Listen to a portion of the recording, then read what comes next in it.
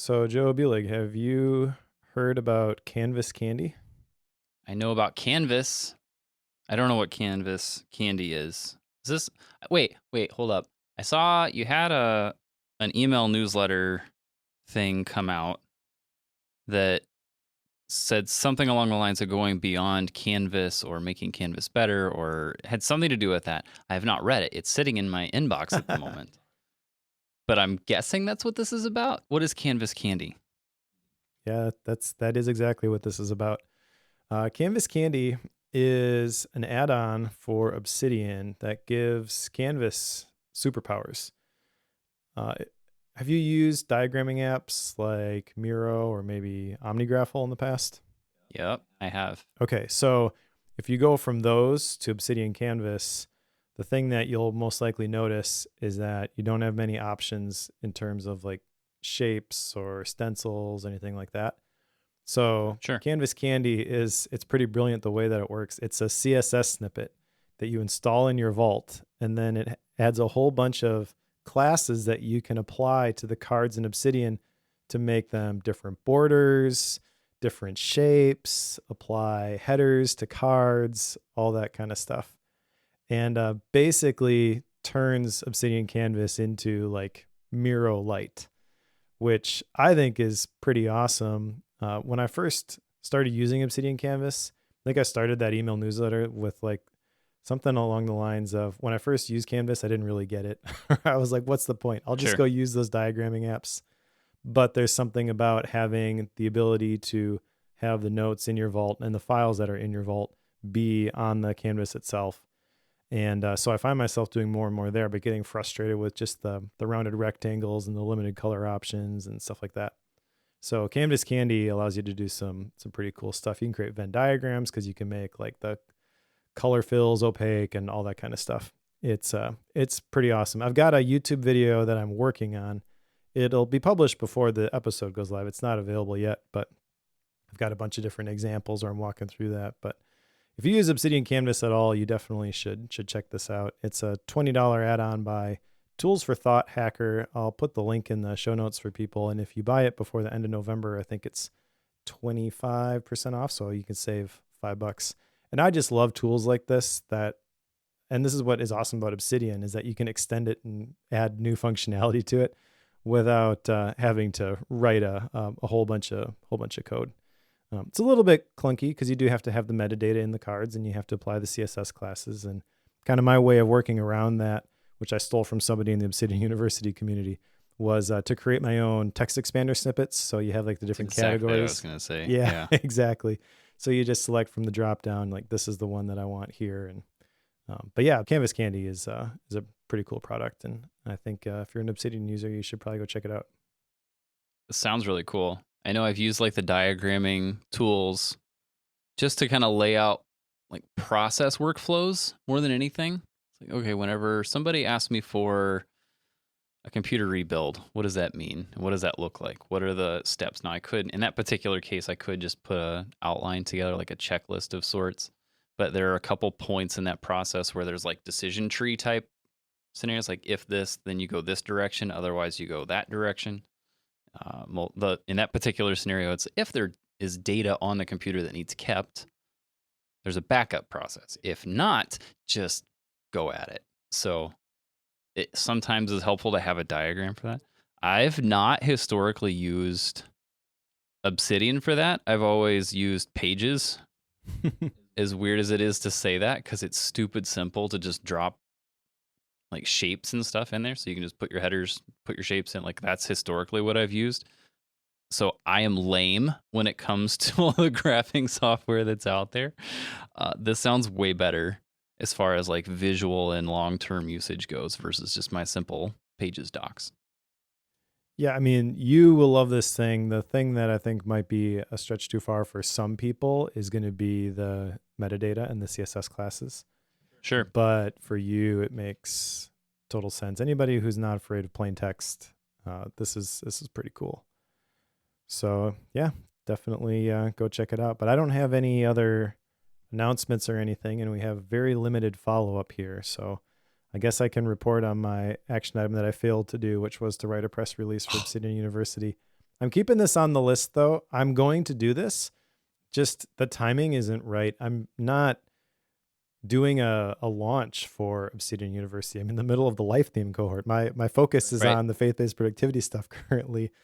And as I told you, I finished this book at 10:30 last night. We're recording this in the morning. I didn't get a chance to make the outline until about 20 minutes before we sat down to record. Just been a really busy couple of weeks for me. I'm coaching basketball, turns out, for my son's high school team too now, and that started this morning, which is awesome. Speaking of the life theme stuff, I guess the one thing that I've discovered in the last couple of years is that coaching is my jam. I'm really good at it. Nice. I actually had a kid that I coached middle school soccer. He played on the high school team, and we had a national tournament in Tennessee that we went to. And I went up to him after the game because he got a chance to play as a freshman a little bit. And I told him he did a great job, and just trying to encourage him. He's kind of hard on himself and is focused on the mistakes that he made, stuff like that. And just like out of the blue, he starts telling me, he's like, "Man, you're the best coach that I ever had." He's like, "You taught me everything that I know." And I'm like, "Oh, well, thanks, Aiden. Didn't expect that." And since that, that's actually happened a couple times now in the last month or so. So it's given me confidence. I always just kind of thought that like I coached and I did it to fill a spot because no one else was doing it. Right. But I've gotten enough feedback now that like I guess I'm pretty good at it. So I don't mind. That's another thing to do, but it's definitely a thing that gives me life. So if I were to summarize the life theme cohort in a nutshell for people who haven't signed up for it, it is find the things that bring you life and then do more of those, and everything else is going to fill in around it. You'll have the clarity to say, that thing that I didn't get to, that's okay because it's not really hitting the mark. Coaching is one of those things that hits the mark, but means that it's been a little bit hectic in Mike land. So Mike's been busy. That's what I'm hearing.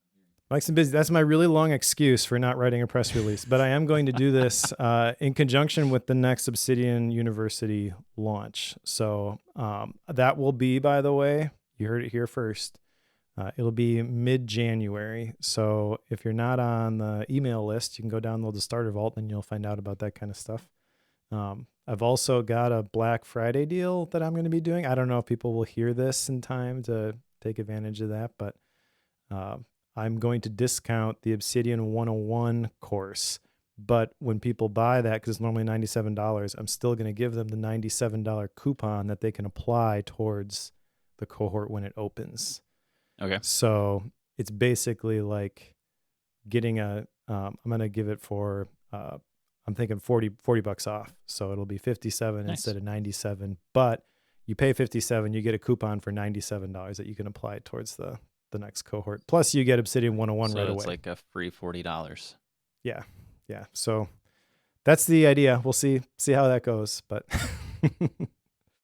I have been like, people are already starting to load my inbox with all the Black Friday deals and stuff that are coming. It's like, good grief, there's so many emails in here.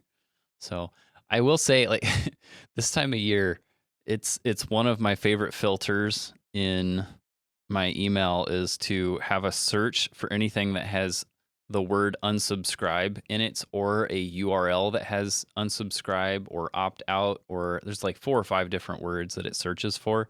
And if the email has any of those in it, it will show me a list of all of those.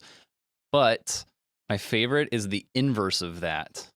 So anything that doesn't have any of those. So then it like takes me all the way down to just the stuff that somebody has sent directly to me and pulls all the cruft out.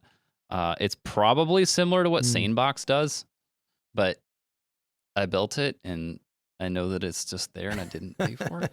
So there's that. Nice job. Yes.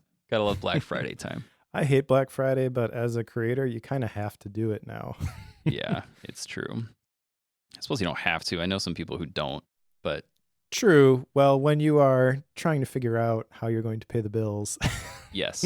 Black Friday doing something does help. Yeah. Yeah. Well, should we start talking about today's book then? Sure, because this has the potential to be a longer one. The hidden potential, you could say. But all right. So yeah, today's book is Hidden Potential by Adam Grant. Adam Grant is a professor at Wharton and wrote Think Again, I think was the book that we covered Yes. previously, right? Yeah. And I really enjoyed that book. And when I saw he had a new one out, I had pre-ordered it. And it just so happened that the timing of this being released fit in with me picking the next book. So that's honestly why I picked it. And it does not disappoint, I don't think. It is very Adam Grant. I feel like if you've read Think Again, I don't know about his older books because I haven't read those, like Outliers, but it was kind of exactly what I expected, which was a very entertaining read. And it's broken down into a prologue. Part 1 is skills of character. Part 2 is structures for motivation. Part 3 is systems of opportunity. And then the epilogue, which is just a couple of pages, but there's actually quite a bit in there and a lot of personal story as he wraps this one up. It is literally, like it says on the cover, a book about reaching your potential. And I think that maybe is polarizing when people pick this one up. Some people, probably the majority of the people in the bookworm audience, that is going to be intriguing and they're going to want to pick it up and read it because of that. But there is definitely a type of person who will look at this and say, nope, no thanks. Now, this kind of lines up with the growth mindset stuff, and he does talk about that actually in this book. But it's not, I'm not going to draw those lines there and say, if you have a growth mindset, you're going to be interested in this book. But just recognize, like, there's no trickery in this one. The subtitle is The Science of Achieving Great Things, and that is exactly what you get with this. First impressions as you picked up this one? My first impressions came from the backside of the cover, actually. I was, typically when you pick up a book like this, you have a bank of other authors who will do the praise section and the references for the book piece, the testimonials. That's typically who you see on this list. And he does have a couple of authors here, but I was kind of struck by the names that are showing off this book. Let me know if you've heard of any of these. Serena Williams, Mark Cuban, Malcolm Gladwell, Yo-Yo Ma, and U.S. Navy Admiral William H. McRaven. Those are some big names that are showing the praise for this book. And if you've got some people in that territory who are singing the song of this book, it kind of makes you wonder what's in it that's making them say that. So it's either what makes them say that is the first option there. The second option is he just has really well-known friends and is just using that to get his book to sell. So it's kind of sits in one of those two territories. But honestly, it's probably a little bit of both that takes it there, to be completely frank. And it made me stop and think through, like, just that particular piece. Like, okay, this is something I should probably pay attention to. Like, typically when I see this list, and then there can be a very long list of testimonials, like, I'm not always going to read all of those because it's very easy to, like, they get to where they're saying the same thing over and over. But he has very few very well-known names sing out about this particular book. So my initial impression was just, okay, this is something I should probably pay attention to. All right. Well, I'm going to burst that bubble just a little bit, I feel, because go for it. There's a conversation going on in the faith-based productivity community right now about this book called Arete. And I pre-ordered this one too. It came yesterday as we record this. It's something like 900 pages. So we're not reading that one for bookworm. We'll have to do a double episode and skip one at some point. I bought it because that term arete, David uses that on Focused all the time. And I like that term. He uses it to describe, like, the ideal version of the roles in his life. And so when I saw the cover, I'm like, I have to get this just to find out if it's worth recommending to him. But apparently, I did not realize this, but there's a company associated with it, and they have an app which is like hundreds of dollars a year for a subscription. And I haven't looked at the marketing pages, but some of the people in the FPP community were saying that the marketing is really aggressive and it just rubs them the wrong way. And then This someone is pointed out, in Arate. yeah, but somebody pointed out that Cal Newport wrote one of the blurbs. And I really like Cal Newport. And then I don't know, like I don't have facts to support this, but someone had basically told me, and this makes a lot of sense, that those blurbs, people don't have the time to read all those manuscripts, and they get asked for so many of those blurbs that literally it's like a transactional sponsorship sort of a thing. So yeah, they're putting their name on it and they're putting their stamp on it. I would think that the people that we really follow, the people that resonate with us, they're not going to treat that lightly. But it's also probably not that they read every single word in the book and they are saying, yes, this is my personal endorsement. I would be doing this if they weren't paying me anything. Yeah, it's a business transaction. Well, that completely shot my entire view of testimonials on books. Thanks, Mike. Sorry. But I like the selection of these testimonials. I like the names. Yo-Yo Ma is an interesting one because I grew up playing classical violin, and so I'm very familiar with Yo-Yo Ma. And probably a lot of other people have heard the name but never heard the music. Like we've got a bunch of, when I was growing up, they were CDs, by Yo-Yo Ma CDs. Like I'm used to listening to that kind of stuff. And I like the fact that he got testimonials from people across a bunch of different domains. Obviously, Serena Williams is another one that isn't in the standard productivity space. I think that's a good thing. The diversity in the recommendations, I think, is kind of cool. So I think that you're right that these recommendations these blurbs are actually more well put together than a lot of the other ones, but also they're blurbs. And so yes, recognize what's going on there. At least the one by Malcolm Gladwell starts off, I read Hidden Potential in one sitting. Like that's how it starts. So I would be very hesitant to think for him to put that on there had it not actually happened. Sure. It would seem odd to me just from his branding and such as well. That's the only one that actually says anything about how they read it. So it's very possible the other four are definitely in that category. But I don't know. Yeah. Well, let's jump in here to the prologue. And this is the very beginning of the book. I don't have a whole lot written down for this particular section. Kind of setting the stage for the rest of the book. And I think even though there's 9 chapters here, we'll probably tackle it part by part as opposed to chapter by chapter, but we'll basically just go in order here. Now the prologue, one of the things that kind of jumped out to me here is that he says, what one person can learn, anyone can learn if the conditions are right. And that is maybe if you feel like you have a growth mindset and feel like you have grown a bit, your initial reaction to that may actually be a little bit negative. Like, oh, well, I thought I was doing the right thing and maybe I was special. And he's basically like, nope, you just need the right conditions. But on the other side, if you haven't got a great start, that's really encouraging because it means that you have the ability to set your own course, determine your own course of action. And potential isn't where you start, it's really how far you're going to go.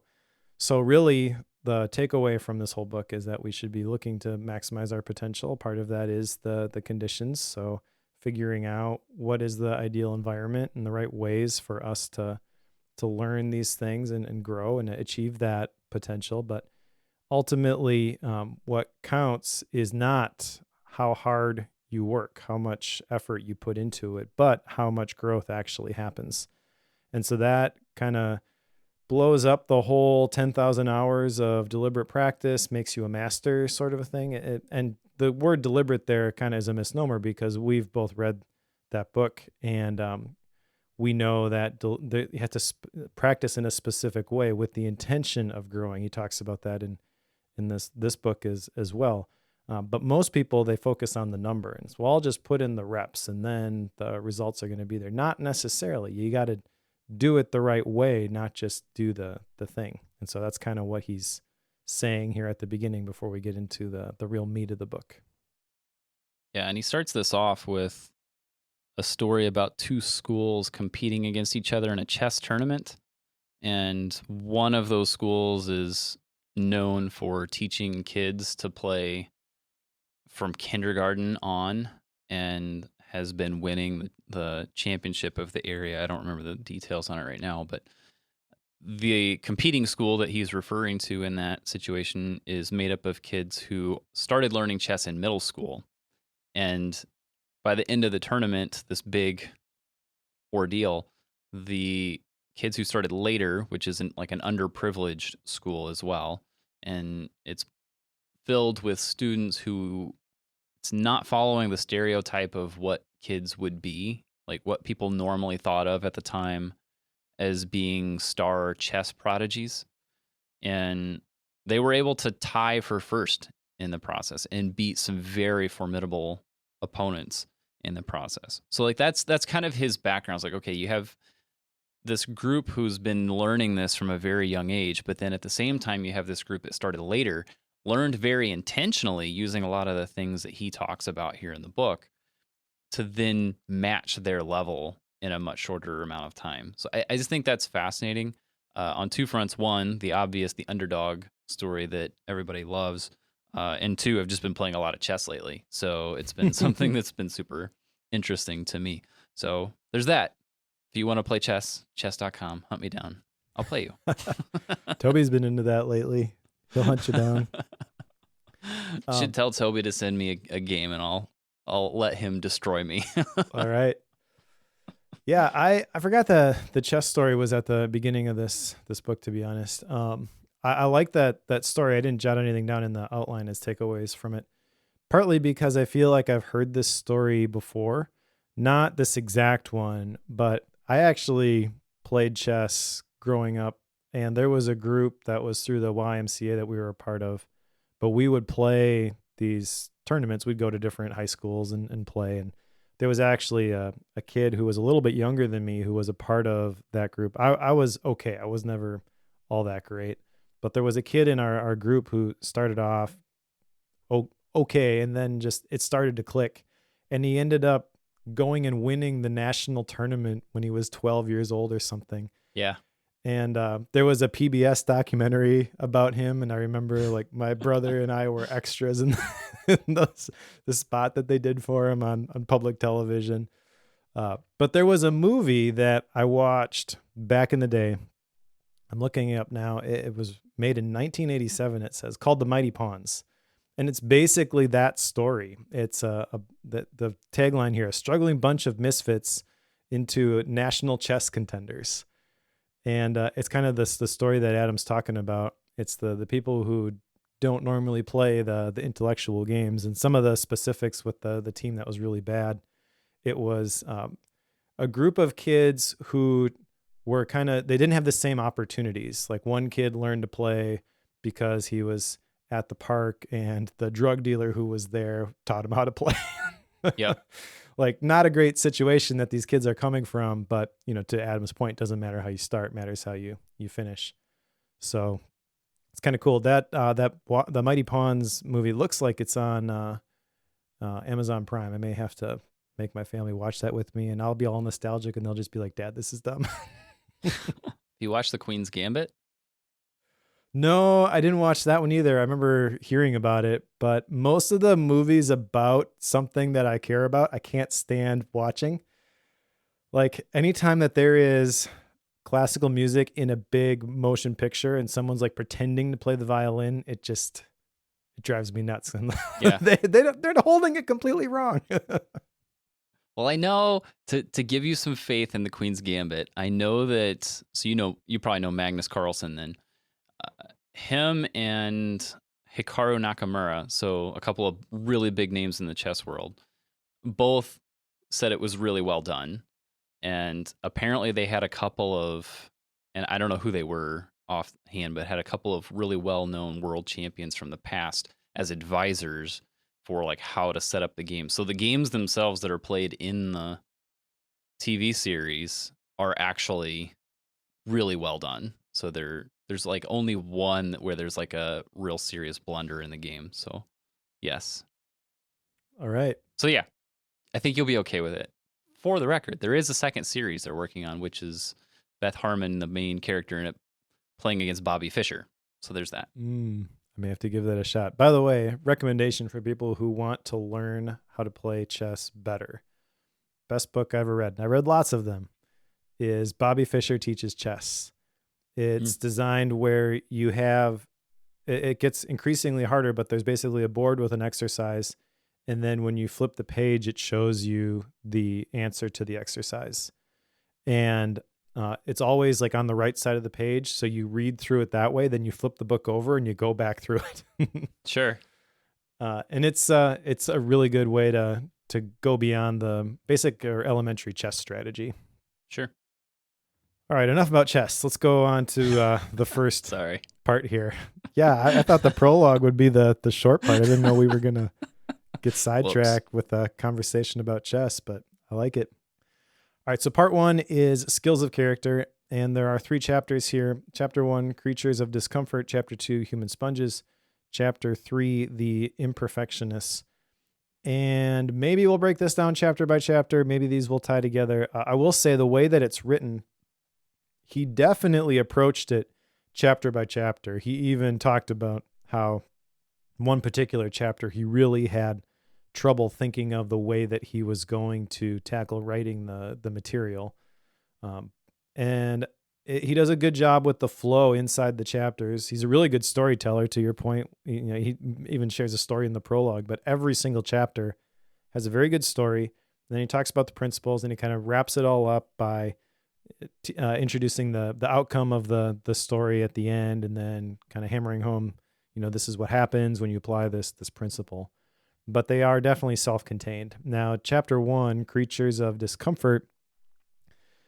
This is essentially saying that we need to get outside of our comfort zones. He says that the best way to accelerate growth is to embrace, seek, and amplify discomfort. And I like that he says that learning styles are a myth. Now, the way that he approaches this, there's tons of research that goes into this, but he doesn't recite the studies for you in the text. He just basically says there's hundreds of studies, and if you want, you can go dig them up. But essentially he's saying, I've done the research, so you don't have to. And so what that leaves you with is this statement, learning styles are a myth.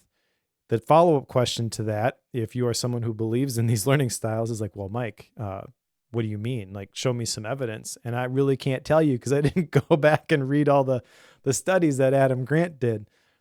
But I think you can tease out the principles here. Basically, it kind of makes sense to me anyways, if you think about it, because the way that you like to learn is what makes you comfortable, but it isn't necessarily how you learn best. I don't know if it's in this first chapter, but kind of at the heart of this whole idea with the learning styles. I talked about this actually in the first section of the Life Theme cohort. It kind of came up that we want to do things that we've mastered. That's when things feel comfortable. However, the way to master something is to do the things that are uncomfortable. So it's kind of this catch-22, and ultimately we should be flipping our mindset on this. And instead of just doing what's comfortable because that's what we've mastered, we should be leaning into the discomfort. And the other thing that I really liked from this chapter is that procrastination is not a time management problem. It's an emotion management problem. I have probably heard different versions of that, but it never really clicked like that for me. So procrastination, I think, is probably the biggest thing that people deal with when it comes to the time management. And so I don't know, at least the people that I've worked with, that always is something that people struggle with. And I struggle with this myself sometimes. And it leads to the symptom that everybody feels is like, well, I don't feel like I have enough time for everything. And it's easier. It reminds me of the saying that it's easier to act your way into a better way of feeling than to feel your way into a better way of acting. So I don't have an action item associated with this, but kind of the thing it leaves me with is this incentive to just do the hard thing. And as you do it, it's going to become easier. Yeah, I like the beginning of this part because he has there's a chart there, but it's not actually, it doesn't really need to be a chart, but he's basically referring to how to get better at something. And there's 4 different ways to do that. One is to change your DNA. Not exactly easy to do. 2 is to start before you can walk. 3 is to sharpen your mind. And 4 is to strengthen your character. And the graph simply shows that more than half of the benefits of these is attributed to strengthening your character, which is where he leads into this discomfort piece and being willing to work through things that you're not good at. It is interesting to me that we're so afraid of making mistakes and going down that road of discomfort and trying to figure out how to do something that it prevents us from getting good at things and getting better. It's so fascinating to me, partially because I'm terrible at this. Like, I will absolutely avoid things because it's uncomfortable. So I don't improve in certain areas when I could. Even silly things like, I think of myself as a decent sound person and running sound for bands and large venues, but I always feel like the imposter syndrome thing is there, and it just seems like I'm actually not that great. And yet, whenever there are events, like for example, a friend of mine who runs a sound company is hosting a kind of a sound console demonstration by Yamaha. So it's basically a showing off a new soundboard is what it is. And I got invited to go to this demonstration, but I have a very strong hesitation to go because it means I'm going by myself. It's with a group of people I don't know. I'm only going to know the guy in charge, and he's not going to have time to talk to me, and he's already told me that. So, like, I'm going to go and see nobody that I know, but they're going to be talking about things that are probably over my head and things I could pick up from. So I'm absolutely going to go, but it's extremely uncomfortable to me as an introvert to go do that. Like, I really have no emotional or motivational interest in going to this, but it's probably the absolute best thing I could do because I know they're going to be talking about things that I could learn from. So yes, it's uncomfortable.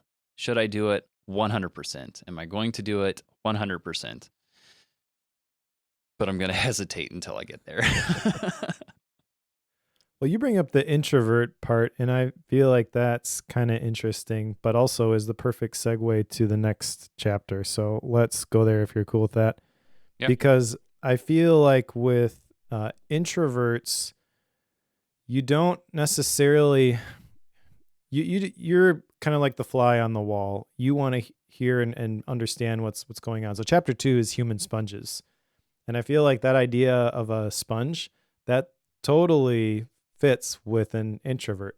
I think it's probably more natural for an introvert to be a sponge than for an extrovert to be a sponge. Now, I could be wrong, but he talks about the later on in the book some of the ways that the traditional work culture has been to promote the people who talk the most. And those aren't really the good leaders. And I feel like if you're an introvert, though, you are just kind of naturally absorbing, and that's what he's talking about with the sponges. He talks about absorptive capacity, the ability to recognize, value, assimilate, and apply new information. And if you're constantly doing something, I feel like that kind of works against what he's talking about here with the human sponge effect. Now, in this section, he talks about kind of coaching and mentoring, and the differences between being polite and being kind, which I think is really important. Polite is withholding feedback to make someone feel good today, but being kind is being candid about how they can be better tomorrow. Now, obviously, you have to balance those two, and he shares a story about someone who sought feedback from one of her mentors, and then when he gave her very direct feedback. She got a little bit emotional about it, but she checked her emotions because she realized that this was good feedback that was worth applying. And that gets into the critics, cheerleaders, and coaches part. He's got lots of these little, like, here's three different ways, or two different, lots of like those little lists that are built into these chapters, which I found very effective. But a critic is someone who sees your weaknesses and attacks your worst self. A cheerleader is someone who sees your strengths and celebrates your best self. And neither of those are ideal. And I feel like those are the natural ones. If you just go online, you will find the critics. If you just go to your inner circle, your family, your close friends, those will be your cheerleaders. So you can't go to either of those two groups. You really have to like develop a relationship and find a coach who is someone who sees your potential and helps you become a better version of yourself. So as I was reading this, obviously, that's one of the things that kind of opened my eyes to the coaching stuff that I talked a little bit in the follow-up section, why I think I am decent at this, I'll say. I don't think I'm really great because I don't have a ton of knowledge when it comes to these things, but I know enough to help middle schoolers and high schoolers understand the game, basically. So, and I really like helping people get to a level that they couldn't get to on their own. So that's kind of the thing that makes that work for me. So how do you find people like that? How do you kind of test the waters and see who might actually be a good coach? This is one of my 2 action items from the entire book. Ask for advice, not for feedback, which is what you can actually do better. There's a subtle difference there, but as a content creator, this makes total sense to me because I've done drafts of videos or articles, and then I share it with somebody and be like, hey, can you give me some feedback on this? That's the words you use.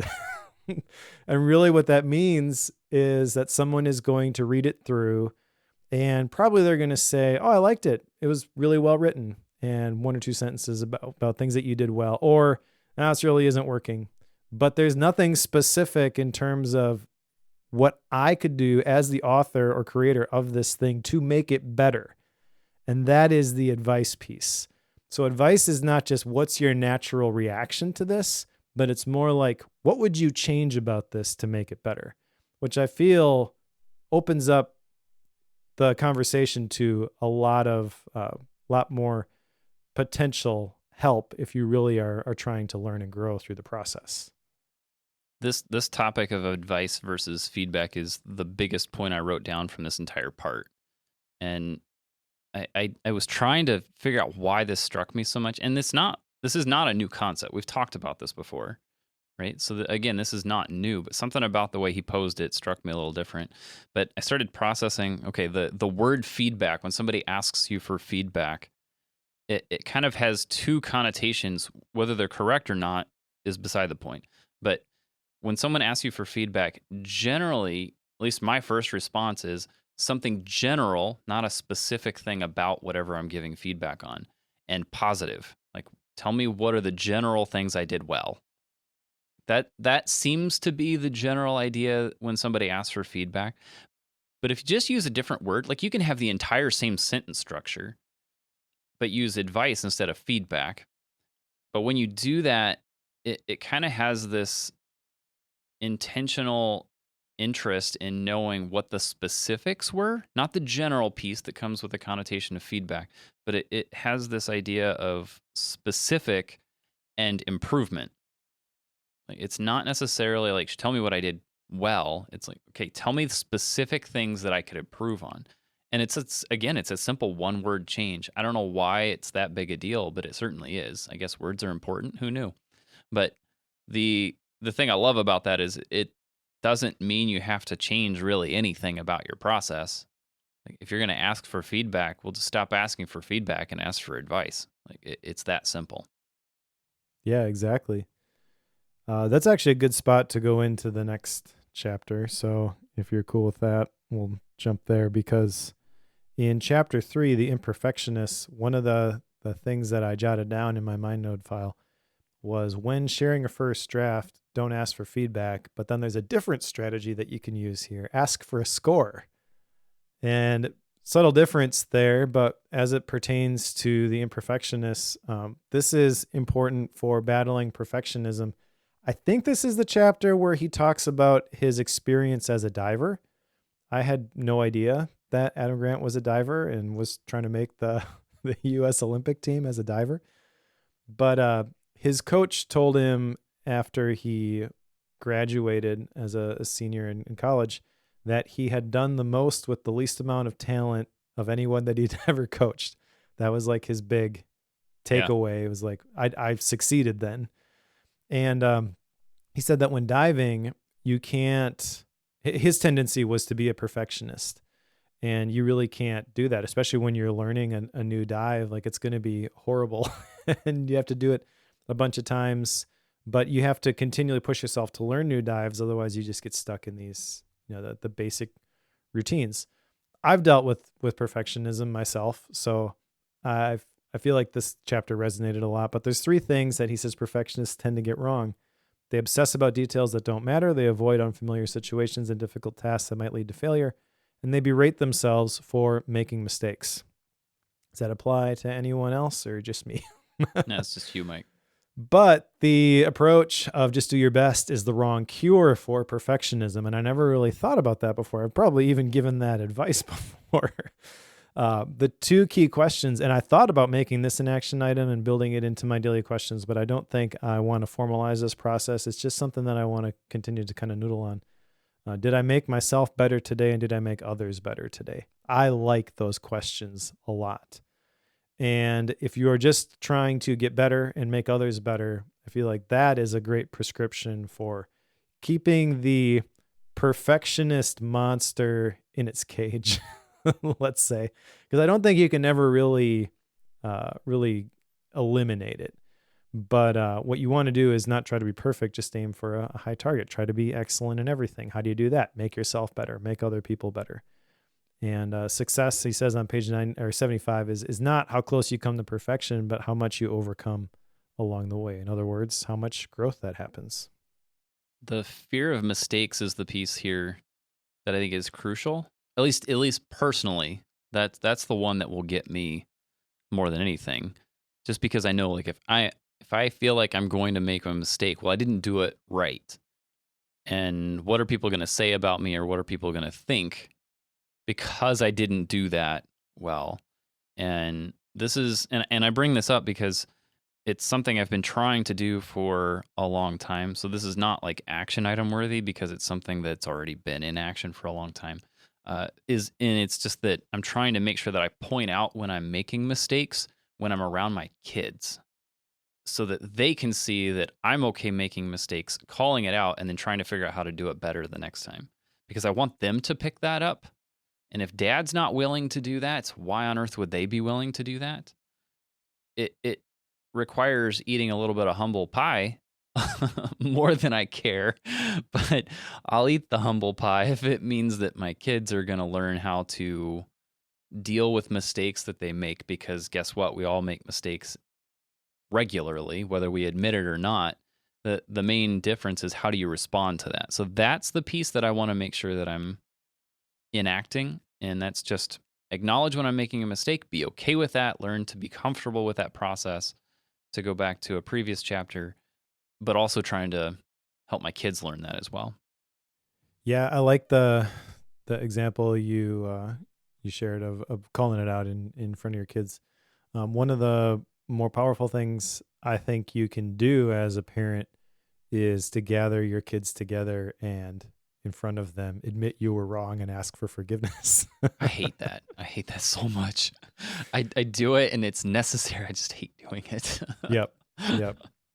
But it's also, I don't know. I mean, I do it too, but I remember the first time that I did it, it doesn't feel natural. I don't think that's the default for a lot of families, but that's the thing that builds trust in your kids. This is not the family parenting podcast. I got a different one for that, but it's really important. And I think at the root of that is kind of what you were alluding to there. The whole chapter is the imperfectionist, right? So as a parent, the default is to just, well, I know this stuff, and You don't ever say it this way, but the message that gets communicated is that mom and dad are perfect. And that's not necessarily the case. Well, it isn't the case. And so let's be real here. And what that does is it brings trust with everyone in the family because you're being authentic and you're willing to hold yourself to the same standard that you're holding your kids to. So kudos to you for that. All right. Part 2 is structures for motivation. And again, 3 chapters. There's 3 chapters in each one of these parts. It is perfectly balanced. Chapter 4 is transforming the daily grind. And actually, I should say before we get to chapter 4, each one of these parts has a couple pages that goes along with it that does a good job of summarizing the part. That completely breaks my mind node, though, so I don't take notes on those sections. With pen and paper, you can just add a different section. It's okay. It's true. It's true. But most of the time, and with this one specifically, because Adam Grant is a really good writer, there's probably some stuff, and he even shares like snippets of stories that don't appear in the chapters. But I'm not capturing all the stories anyways. And the ones that he really spends a lot of time with, those are the ones that I'll Right. capture, or the ones that really resonate, because the goal here is to understand, going back to How to Read a Book by Mortimer Adler. There it is. Ding the bell. We want to understand what the author's saying and then decide what we're going to do with it. So I find those like little introductory sections for the parts not as necessary as the chapters themselves. That's my rationale. Anyways, chapter 4, transforming the daily grind. This one's about habits. Woohoo! Habits and routines, really. There's definitely elements of James Clear's Atomic Habits here, although I don't think he's really tackling it from the same direction. But really what he's saying in this chapter is to learn to love the process, and that the best way to learn is to translate that daily grind into a source of daily joy. And I have long shared this whenever I do like my webinars or created courses on habits, stuff like that, that your preferences can change. So when I first started going to the gym, I hated it. No, it doesn't feel good to start working out, but then after you've done it enough, after the workout, you feel good, you feel energized. And so that feeling becomes the one that my mind attaches to. And when I don't work out now, I feel off. It feels a little bit uncomfortable because I haven't gotten to that end state. And so I went from hating working out, hating running, to loving working out and loving running. But it wasn't a simple process. It wasn't just telling my brain, okay, now you're going to like this thing. But if you stick with it long enough, you can actually learn to love the process. There's a bunch of stuff in here. Talks about the musicians in this part, and how elite musicians are rarely driven by obsessive compulsion. And that kind of makes sense why Yo-Yo Ma is on the blurb there. It makes an important distinction in this chapter about the difference between burnout and bore-out, which I think this is worth the price of the book alone, just to understand this. Burnout is the emotional exhaustion that accumulates when you're overloaded, but bore-out is the emotional deadening you feel when you're understimulated. So these are two ends of the spectrum, flows in the middle, and I feel like the natural tendency for a lot of people is to, at least my personality, go real hard, burn out, and then go do nothing. And so that's going to lead to the bore out. And I feel like I've been in that place too. And you get to that point and you're like, what the heck? I thought this was going to make me feel better because I'm not burned out anymore. But I feel like the real approach here, the aha moment for me from reading this chapter, is you have to balance these two. So rest and relaxation isn't a waste of time. It's an investment in the well-being. You got to find the margin. I'm just hitting all those books that we've read. But you got to be careful not to go too far to one end or the other. I think there's in this particular section, he's talking about this daily grind, right? And there's a story about Steph Curry in here about a game that he plays with himself, 21, where he's trying to score 21 points in less than a minute. Now, for Steph Curry, that would just mean just hit 7 threes and you're done, and he could do that in probably 20 seconds. But the kicker with that is that he has to run to mid-court and back every time he makes a shot. So it means that he has to hustle. So it turns the process of practice into a game that wears him out, forces him to make shots under stress, and doesn't just let him take shots under easy situations. And that's why he's become one of the many reasons why he's become such a great shooter. So that process of taking something that you're going to do as practice and turning it into a game, into play, it's something you're going to already do, but if you can make it into a game or, something you enjoy doing, that certainly helps the process. I don't really know how to apply this one personally. I think about things like running sound, like how do I get better at that and how do I turn that into a game? I'm not really sure what that means. So it's something that I want to explore. I don't really have an action item around that. It's just something to keep in mind, I think. Just be aware of it.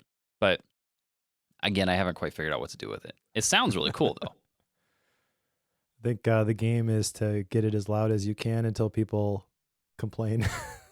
I do that already. That's simple. I ran across so church services running sound, right? I ran across a meme, or it wasn't a meme, it was an interview. It was like a panel. And the question was, how loud is too loud on a Sunday morning?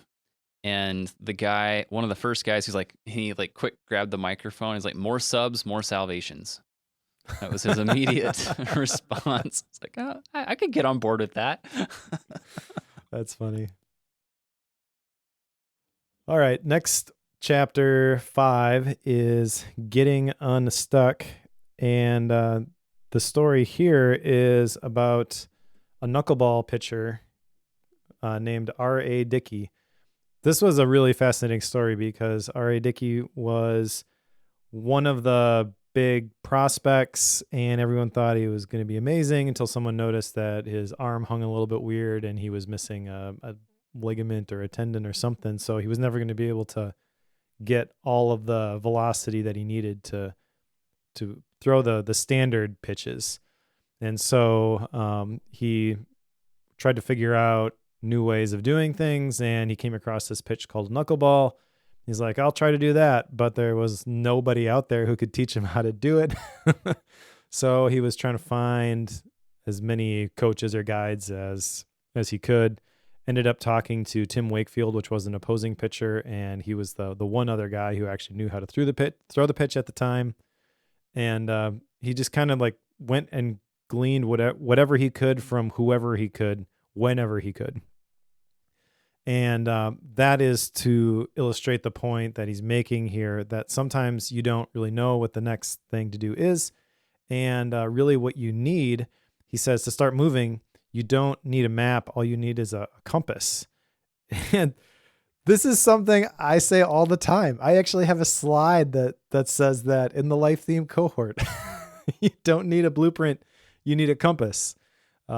And the tendency is, well, we got to have it all figured out, and we have this big project, and we're just going to knock this out piece by piece. But really, you just need to know what the next step is. And when you're looking to figure out what the next step is, don't necessarily go to the experts, because in this chapter, he talks about how if you are taking a new road, the best experts often make the worst guides. So you need someone who has that same mindset and is able to figure this out. And likewise, if you're going to try to help somebody else out, you can't just like tell them, well, this is exactly what you need to do.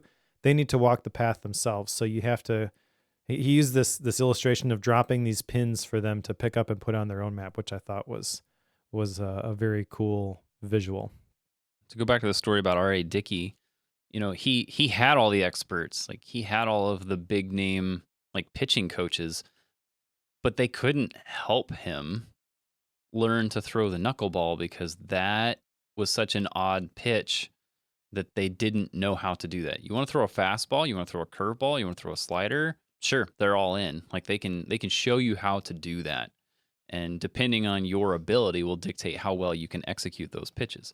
The knuckleball, like that's not a normal pitch. So your standard pitching professionals can't help you with that. So you have to go outside the norm. That's where like creating your own guidebook scenario comes in. It's like, okay, well, if you're going to do something that's not normal, you got to find the few people out there that have had some success and follow them. Because like, for example, RA, his pitching coach, It's like, well, if you're going to throw the knuckleball, it's a slower pitch. It's around 60 miles an hour. Now, if you know baseball, fastballs are in the 90s.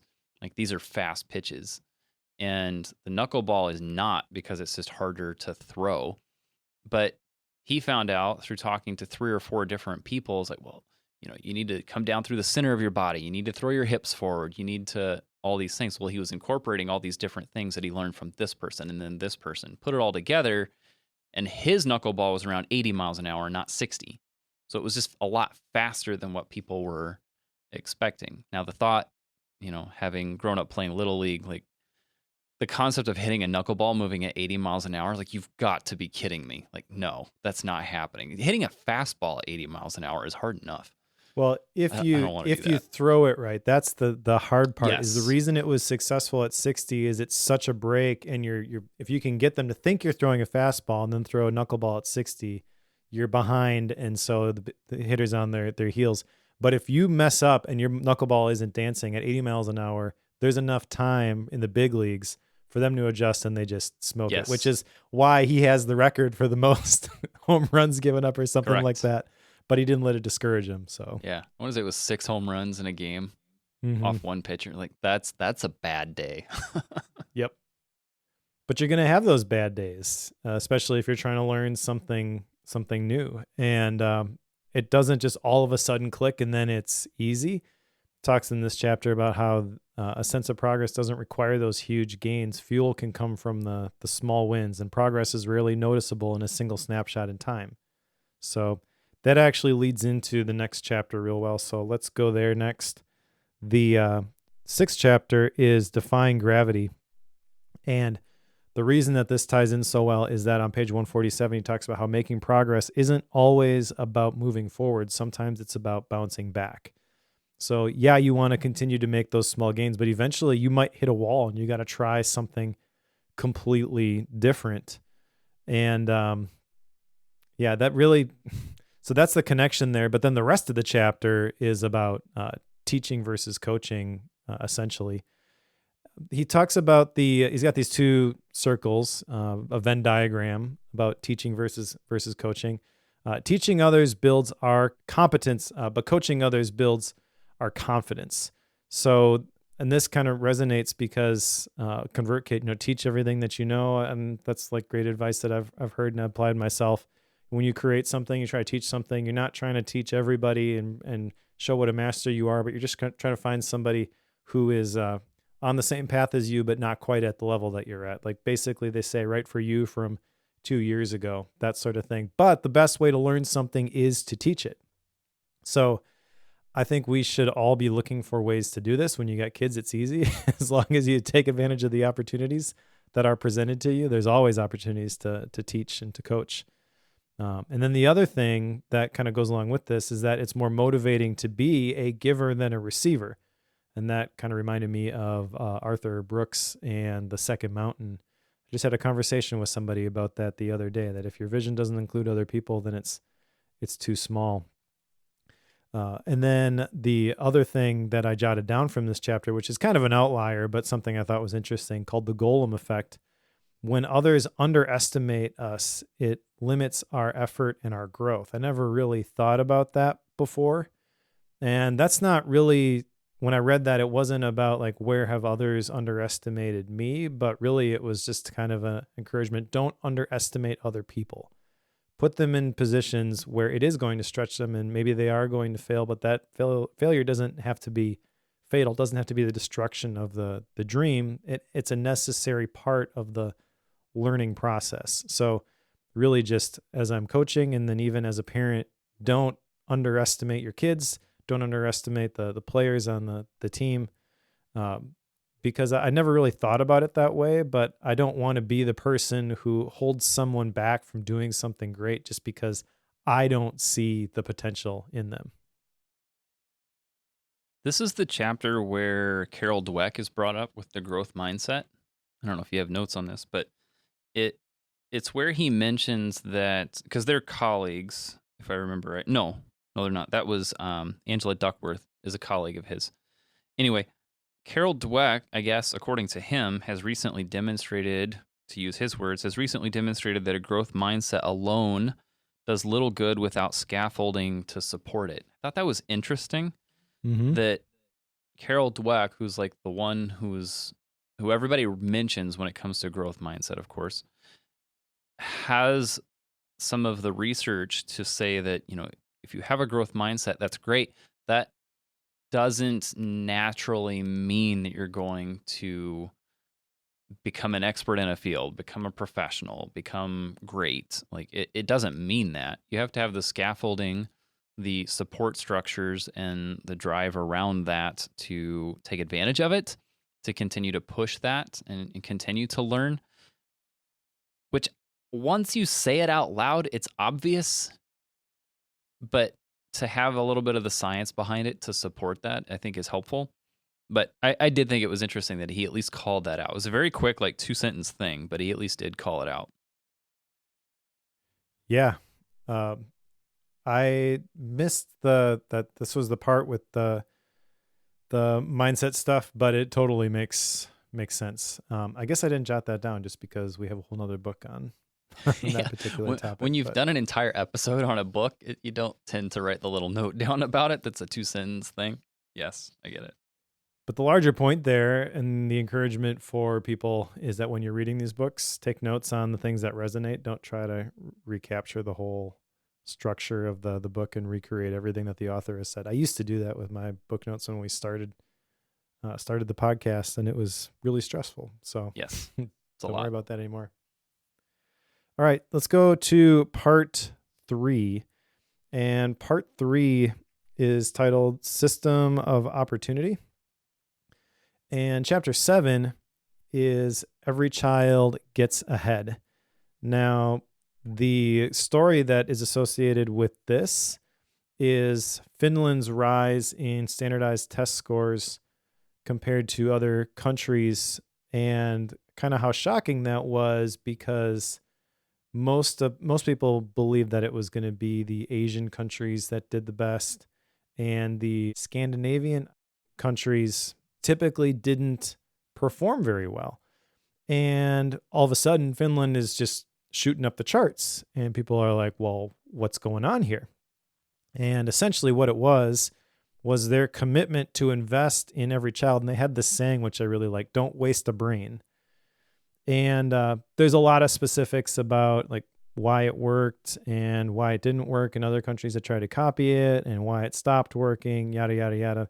I don't have a whole lot of notes actually from this particular section, because the one thing that really stands out to me from this was the looping that they did, where they have the same teacher for multiple years in a row, which led to higher math and reading skills. Because the teachers that were in those looping classrooms could specialize in the student, not just in the subject. And it made me think, like when they was talking about that, I was like, yeah, that makes a lot of sense. Why don't we do that in the US? Well, we homeschool, so we loop the whole way through, but it made sense to me that would be a difficult thing to just completely change classrooms every single year. And then talks about how the high school students in the US have depression and anxiety rates, which are 3 to 7 times above the national norms. And yeah, it's a stressful environment. So I don't know. I think there's not a whole lot of specific action to be taken from this, unless you're going to choose to homeschool and craft your own school, I guess. Maybe you have some conversations with people at your PTA conferences and stuff like that. But I don't know. It kind of is what it is at this point. So this chapter, I actually didn't like this one all that much. It felt a little bit like that Ken Robinson book that we read, and just sort of a indictment about like, here's everything that's wrong with the traditional school system, which I'm like, yeah, I guess I agree with that, but it's not a fun section to read. Yeah, the looping thing was fascinating, and it makes sense. Like if you're a homeschooler, this immediately resonates, because at least in our case, I know that when you get to year 2, you already know your students and what their strengths and weaknesses are. Like you already know that. You know their personality, you know what helps them learn the best, and you can then apply that into this new material. So each year that goes on, you learn more about how they learn and you know where they're progressing, but you also know 3 years ago they struggled with this concept. So now they're probably going to need this particular method because this particular method worked when we had this issue 3 years ago. You have some of that that can happen. I don't know how you replicate that in a standard United States school system. I just don't know how you like. You'd have to have ridiculous amounts of notes about a student, and the teachers would have to spend way more time than necessary reading those notes to get caught up at the beginning of the year. So it just seems like that would be a huge undertaking to get that done instead of trying to like cookie cutter everything. So it's a fascinating concept. Obviously, it works. Seeing Finland's scores, so it's worth exploring, I think. But that's coming from a homeschooler who will tell you to homeschool. Well, he even says that he talks about kind of how Finland got to that point, and it was a national undertaking. Like, we're going to do this different. So that sort of revolutionary change is not easy. So it's kind of Correct. like, what do I do with this other than homeschool? I don't know. Yes. All right, let's go to the next chapter, which is mining for gold. This one kind of talks about how the best teams aren't necessarily composed of the smartest individuals. And this kind of gets into teams in an organizational setting. That's kind of the tone here. And there's lots of things in here which made me think about my time at the marketing agency. There's definitely some concepts here that people should look to apply in those types of settings. So one of the things that he talks about is that icebreakers and ropes courses can build camaraderie, but they don't develop the pro-social skills, which I thought was interesting. So basically, they can develop a connection amongst the people on your team, but you have to teach them the pro-social skills in other ways. And that's not necessarily easy. He also kind of addresses the myths around brainstorming and collective intelligence, mentions that we actually generate ideas better when we do that individually. The better use of collective intelligence is brain writing, he calls it, where you develop those best ideas together. I've definitely seen that myself. And then he introduces the term psychological safety, which this was something that came up quite a bit in the company that I was with, which is the environment where people can speak up. So, like, this whole section is kind of like a mini HR manual. However, just knowing about this stuff is totally different than actually being able to apply it. He talks about how it's easy for managers to find reasons to say no, kind of based on that ladder system. And you can have managers, you can have leadership teams, you can have people in positions where they're making these decisions and they understand the concept of psychological safety, but that doesn't necessarily mean that they can implement it. So I don't know. What this chapter did for me is kind of tee up all of the other business books that I've read about building great teams and like the scaling ups and the pinnacle and all that kind of stuff, which that is the kind of stuff that I really enjoy doing. So obviously this chapter didn't go deep enough for me, but I did like what he had to say about some of this stuff, in particular, the Babel effect. So if there's one takeaway, I think, from this chapter for people who are trying to get more out of their professional teams, it would be don't give in to the Babel effect, which is choosing the people who talk the most when picking leaders. That requires a whole nother set of criteria in order to pick those people, which was part of my job when I was at the day job, was setting up those systems and revamping the hiring systems and things like that. But this is the default. Like, this is what will happen if you aren't careful and you aren't working against this. But you have to have a vision for what that alternate system is going to look like and who you're trying to select for those different positions. If you just go with the person who appears to be the best fit, you're going to have the wrong people in the wrong spots. I have some flashbacks of corporate brainstorming sessions Those are fun. It's one of those where like I can come up with ideas quick, but you won't when you get immediate feedback that's negative towards those. But you never know when one of those really bad ideas triggers a really good idea in somebody else. That's the problem with that scenario where you're just constantly giving all of that. If you can find some way to use like some of how he explains this, where you can have your idea generation process be independent of the entire group, do it ahead of time, and then come together to discuss which ones people liked the most, you're technically doing the same thing. You're coming up with a whole bunch of ideas and then giving feedback on them. But because it's put together in like a collaborative list, even you can even, I've done this before. I do it to where it's anonymous, where you actually don't know who came up with the idea, but it may trigger something in someone else. I don't know how many times I can count many times where I've done this when somebody put something on the list and either it triggered something in me, it's like it was a terrible idea, but it at least got us to the right answer time it was done. That's huge, but many places don't do it that way. And it's kind of countercultural in the corporate world for sure. Probably even still today. I don't really know. I don't work in that world. I don't want to work in that world. But if you do, I'm guessing that you don't do it this way. I just don't see that overtaking the general population anytime soon. Yeah. All right. Chapter 9 is Diamonds in the Rough. And this is kind of the hiring chapter, I guess. Yeah. Many organizational processes neglect individuals' potentials, and that is because of the processes that they use for hiring. If you think about how most people hire, it's actually pretty stupid.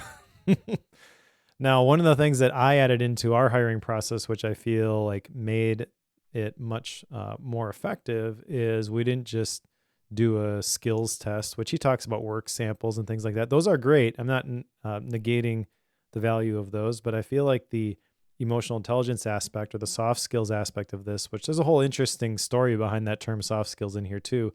I don't think it was in this chapter, but I think, but he does talk about how soft skills were used to define the skills in the military that weren't the firing of the guns. So those were the metal things, the metal objects, the hard skills. Everything else that wasn't that was considered soft skills. I don't know if I believe that that's where that term actually came from, but it's a cool story anyways. Regardless, those are the things that really make the difference. And so the family business, we've actually got assessment and skill building tools that help people identify their soft skills and develop them. And they can be developed. It's not just your, like IQ, you're born with it, whatever. These are things that can be developed, just like he's talking about throughout this book. So any hiring process that doesn't take into consideration those types of skills, I feel like is a flawed hiring process. Now they're hard to measure, but it can be done. And so I'm a little disappointed that he didn't really talk about that part of the process, but he does share the story about the guy who eventually became an astronaut and how that particular process wasn't the type of process that was going to highlight the skills that were really going to make him a great astronaut. But also I've seen that applied in other companies and organizations as well. So we need to rethink this whole thing, and kind of like chapter 7, I don't know that you're going to just walk in and be like, hey people, here's the right way to do it, and they're just going to fall in line. It's not going to be that simple. But step 1 is obviously recognizing the flaws with the current system. One of the biggest flaws is the Peter principle, which is that people at work tend to get promoted to their level of incompetence. This makes total sense. Like I've seen this all the time in the startup world specifically, because you've got people who are coders and developers, and then they are good at their job. So what happens? They get promoted. They're a manager now, and they don't like managing people. So I just want to go back to doing what I was doing. But that's not just in Silicon Valley. That is the default path. So we should be looking for something a little bit different. One of the things he kind of points out here is that when you are in the hiring process, like when you're hunting for people, looking for their learning ability is a huge deal. And he told the story. I think it was him that was in a job interview, and he mentioned something about magic. And he ended up doing some card tricks for the For hiring Harvard, yeah. person. Was that Harvard? Is that what it was? Yeah, he was trying to get into Harvard and he didn't think That's he what it had a was. chance. That's what it was. So he was asked, like, how did you learn to do these tricks? And he's like, well, I saw a magician do it, and I tried to figure out how he did it. Kind of made it up my own way of doing it. Read a little bit, found this, found that, talked to this person, and ended up doing like this impromptu card trick performance for this person, and ended up getting in as a result of that because he realized this guy can learn. He knows how to learn, and that's a big deal. Like that's a very important aspect when it comes to finding people, because if folks so like that's just who I am. Like, you're not going to change who I am. Like, if somebody says that, you immediately know they're not someone who's willing to learn and get better at something. They're just going to be stuck in their ways. And in some ways, being stuck in your ways is okay, but there are many situations where you're going to have to compromise, flex, and learn to improve. And that's the component of finding someone that you're going to, I guess, put a lot more emphasis on. They may not necessarily have the skills right now, thus the title of this, Diamond in the Rough. And but you're going to be trying to find somebody that can work their way into that role. Yeah, that actually sets up the epilogue perfectly. So let's go there. That may actually even be where that story comes from, but it definitely is an extension of chapter 9. Because in the epilogue, that's really where he's sharing a lot of his personal story. And I remember that story about wanting to get into Harvard. He went to the interview, he grabbed a box, he says at the beginning of the story, and stuck it in his pocket. And then it's not till the end that he reveals what that box was. It was the deck of cards, and he was showing him some tricks. But that interviewer also, like, that interview was supposed to be an hour. He finds out afterwards, and it was 3 hours, and he didn't really think anything of it. That interviewer, though, I was impressed with, and he kind of calls this out, but that is really brilliant of that interviewer to not ask, how did you do that? But how did you learn to do that? That's the thing with interviews specifically, is you can't just walk into it with a big list of questions. You have to feel it out. It has to be a live conversation. You have to riff off of each other. It's kind of like improv in a way. And he talks about that actually at some point in this book too, about comedians and stuff like that. But so Adam Grant basically was not, he is the diamond in the rough. He is the guy with the hidden potential, which is, in the epilogue, I feel like this is a really effective way to wrap this all up, because he's basically saying, like, if I could do this, you could do this. Because he not only gets into Harvard, then it's like he takes the writing test and he fails it. And they're like, well, you should take this remedial writing class. And he goes out and he asks advice from all these people, tracks down the guy who interviewed him. And he's like, why did you recommend, that I get into Harvard? And he's like, well, because I saw, this in you. And then he asks him, should I take this class? And he's like, well, it's up to you. But if you take the big class, the hard one, you're going to have to learn to learn. That's going to benefit you in the long run, basically. This is what I saw in you. And so Adam Grant pieces this all together, and he's like, yeah, it's going to be hard, but I'll just do it. He ends up getting the only A in the class. And the rest, as they say, is history. He does talk about how when he started to write a book, he wrote over 100,000 words, got some feedback on it, and basically it was boring. So he threw it all out except for like 4 pages, he said, and then wrote it all again. And that's part of the process. But the things that I jotted down from this last couple pages in the epilogue here that really stood out to me are that people with bigger dreams go on to achieve greater things. So it is important to think big. And then you don't fail because of a lack of ability. You fail if you don't learn and grow. And then he talks about the difference between imposter syndrome and growth mindset, which this I feel is also very helpful. Imposter syndrome is, I don't know what I'm doing. It's only a matter of time until everyone finds out. Growth mindset is, I don't know what I'm doing yet. It's only a matter of time until I figure it out. And he shares how imposter syndrome is actually a paradox. Others believe in you, but you don't believe in yourself, yet you believe yourself instead of them. And I was like, Adam Grant, you see me. That whole imposter syndrome stuff, like there's a little cartoon in the back where someone says, "Nice job," or "Well done." I forget what the phrase is, but he's like, "You have to say that, you're my family." And then the next one is, "Nice job." It's like, "Well, you have to say that, you're my friends." "Nice job." "Well, you have to say that, you don't know me." Like, like, okay. Well, then at what point do you accept the compliment? At what point do you actually know what you're doing? That was kind of Hmm. the core takeaway from the epilogue that I had. Like, okay, everybody's on a journey of trying to figure out what to do. So where is that line that you're going to cross where you are someone who knows what they're doing? Like, never. So you need to come to grips with that and just know that there's always somebody better than you, but there are also people who are not as far along as you. So you Yep. need to be aware of both sides of that spectrum. Yeah, and then the big ending with this, I guess, is it feels like is page 233. There's a quote. It feels like others are overestimating you, but it's more likely that you're underestimating yourself. Guilty. And then he says that success is more than reaching our goals; it's living our values. And that is essentially what Rachel and I are teaching in the life theme cohort. So I love that part. But I feel like just the way he wraps this all up is kind of perfect. I don't think there's a better ending to a book that I have come across. This one just was very, very well done. He did nail it. I will say that. Yeah. Very well done, Adam Grant. All right, and then after this, there's like different action items that you can take, but I don't think that's really worth going through. But essentially, he's got like all these lists for all the different chapters that go along with this, and I think it's a good reference. But you and I can come up with our own action items, and I think the bookworm audience is smart enough to do so also. But I think it's a cool addition. I wish more books would do that. All right. I guess that's it then. Should we go to action items? We should.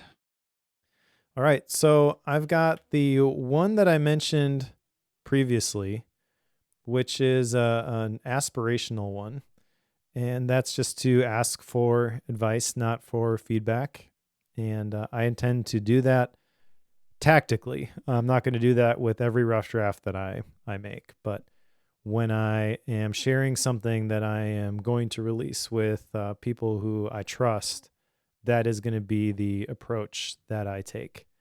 So I don't know if that's actually going to get done before next time, but it's going to be one of those things that kind of influences my perspective. I do have another action item though, which doesn't come from any of the content in the book itself, but he actually has a quiz that he mentions after the epilogue. Did you see that in yours? I did, which is why I wrote it down as well. Was it in the Okay. acknowledgments? Is that where it was?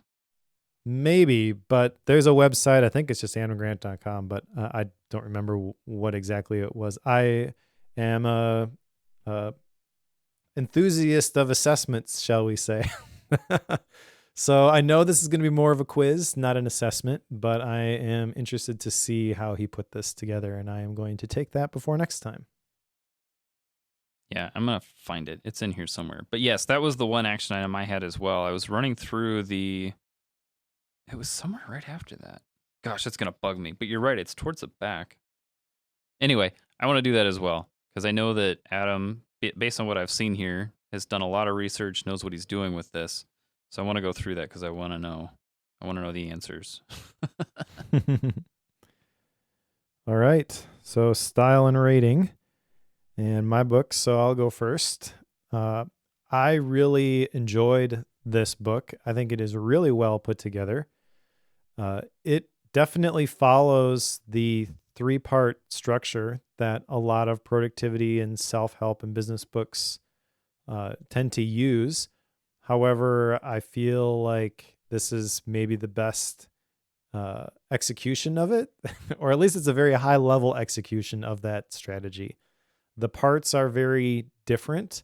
They don't feel like one long narrative that could have just all been combined together. It does kind of feel like three separate ideas. and I like how balanced they are. I like how each of them has the 3 different chapters, and the chapters tend to tie together, but also the parts tend to kind of lead into one another. So I think it's really well done, and the style itself is very entertaining, I'll say, for this type of book. It's kind of interesting that he talks about when he first started to write a book, he got feedback that it was too academic, and because I feel like he's a very, very good storyteller. He shares little snippets and things here and there, which occasionally are funny. And there's lots of really cool visuals. I don't know if you follow Adam Grant at all on social media, but every once in a while I'll see those visuals appear via somebody else's Instagram feed. I'm not really ever on Instagram, so I'm not like seeking out more people to follow, but I've definitely seen those visuals that he has every couple pages, which kind of just, you mentioned like the cartoon sort of a thing. That's what they look like. So they're kind of whimsical, they're kind of fun. They keep it a little bit light, and they're a great addition to this book. He also has some really cool charts and Venn diagrams and visual ways of explaining the concepts, which I think are very effective. What was a little bit surprising to me was the way that he condensed the research that he did. It almost feels a little bit like he's dumbing it down for us. Like, oh, I read all these research reports, and not only do you not have to, but here's really like the Cliff Notes version that you need to know. I'm not sure how I feel about that particular piece. I don't think it necessarily detracts, but it is a little bit jarring because I kind of expected, he's a researcher, he's going to share with us the research. And he literally didn't do that at all. He just shared the takeaways. And then there's the bibliography, obviously, if you want to dig deeper. I think that's probably the right approach, but I do wish he would have gone into it a little bit more detailed in some of that stuff. But it's made up for, in my opinion, by the fact that the storytelling is so well done. If you're gonna, there's really like 2 types of things that I'm really looking for with these mind nodes, in addition to like the single statements that jump out to me. It's the stories about events that I haven't heard before, or the little bits of research, like the Roy Baumeister willpower study is the one that comes to mind, because that's the thing that kind of got me into the whole productivity world. But like understanding that research and how willpower is limited, obviously you got to decide what you're going to do with that. But I thought that was fascinating. So I like that kind of stuff, and that's kind of missing from here. However, the stories are great, and he's a really good storyteller. And it's not just, hey, I read this stuff about these people. Like, he went to Finland and talked to a bunch of people. It feels like he's put a ton of work into this, and this is sort of his life's work. I don't know if that's fair, because he's got several other books, and the other books are good too, but this one is great. And I'm going to rate this 5 stars. I think this is perfect for anybody who is in the bookworm audience. You're going to get a lot out of this. Even if you're new to bookworm, you're new to like the whole idea of the self-help, nonfiction, personal development type books. I mean, if you're going to pick a place to start, this is a great one.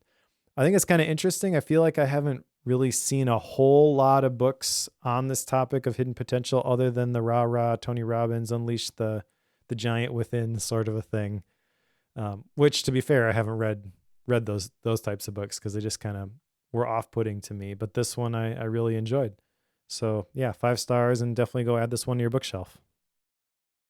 How many times in the process of recording did you say that's a great segue for going into the next section? Like, how many times did that happen, right? And that was not me.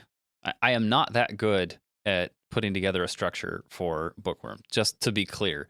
That is simply Adam Grant being that good of a person of putting the stories together where they move on to the next section that well. He has this put together in a way, like he's written this in a form that is really high level. You know, to have 3 parts, but then have 3 chapters in each one, and then have each chapter flow into the next, but each part flow into the next.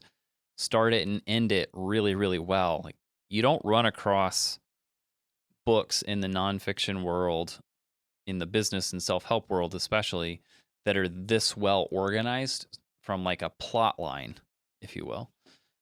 In the fiction world, you run across it a lot because it is a storyline from start to finish. But I feel like Adam has taken that concept and put it into this book. So he did an amazing job. You can tell that he's been writing for a long time. So it is absolutely something he's done to get better at. So he's definitely eating his own dog food in this case and is learning how to be a better writer as he's writing about learning. So very meta. This is probably one of my favorite books that we've covered. So it's easy to say this is a 5.0 for me. And I just love that he has put together so many of like our favorite topics, but in a way that makes sense as far as like growing as a human being and becoming a better person. He puts the whole concept together in a way that I don't think I could even have imagined trying to come up with. But we do so much of this productivity habits, like making myself a better person. But like we talk about that a lot on Bookworm, but I don't think we've run across somebody that's just taken that whole concept and packaged it like this. So he did a very, very good job. I don't need to keep gushing about it because you should go pick this up and read it for sure. But it is absolutely something that I have loved reading, and I think you were spot on in saying like this is a great place to start if you're getting into this realm of books. Pick this one up, please. Do yourself a favor. Adam Grant is a great one to start with. All right. Well, let's put Hidden Potential on the shelf. What's next, Joe? Up next is Who Not How. This is by Dan Sullivan and Dr. Benjamin Hardy. We've covered these authors before. This was a recommendation on the club by Mark, and Mark has like his own little book review on it on the club. So it's a little bit of a precursor to the show, I guess. But anyway, looking forward to it. It'll be a good one. Awesome. I have not read this one, but I have read summaries of this when we were working with the business coach. This is one of those concepts that fits well with chapter 8 from today's book. And what's after that, Mike? After that is a book that everyone in my circles is talking about called Same as Ever by Morgan Housel. Morgan Housel, I know him as the author of The Psychology of Money, but haven't actually read that book. And it sounds like is also a blogger, but have never come across literally anything that Morgan Housel has written, at least that I know of. However, I know several people who said that this book is amazing. So it's out now. Let's read that one. Cool. Any Gap books? I have one I'm about done with. It's called Live Not by Lies. It's by Rod Dreher. This is definitely in the Christian book world. Probably just going to leave it there. I would say that's a very controversial book, depending on what side of the political spectrum you sit on. So I'll just leave that one there. How about you? That's fair. I just ordered a book, but it has not come yet.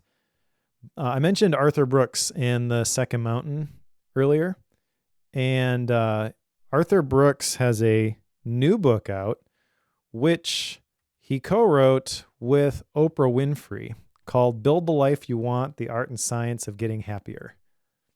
And I really enjoyed the last Arthur Brooks book that we read, so I have high expectations for this one. I feel like this is one of those ones that could actually come back as a Bookworm book later, but we'll see. All right. I will wait with bated breath and find out. Awesome. Well, if you are an amazing person and you read along with us, you need to go pick up Who Not How by Dan Sullivan and Dr. Benjamin Hardy, and we will cover that one with you in a couple weeks.